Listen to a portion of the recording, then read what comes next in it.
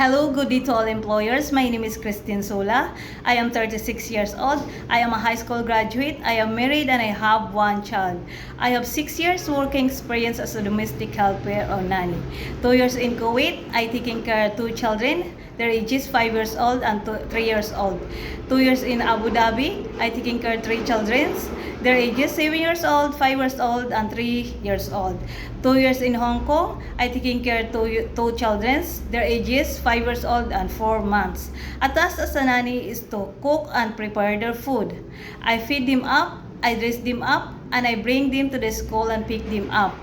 And even their activities, I'm with them. And sometimes we go to the playground and I play with them.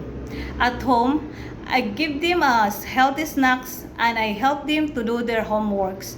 I help them to recognize the colors, letters, and numbers. I am practicing them how to read and write. And aside for being an honest, I also doing household chores like cleaning, laundry, ironing, marketing, and cooking a simple dish. Sir, madam, you give me a chance to work with you as your domestic servant.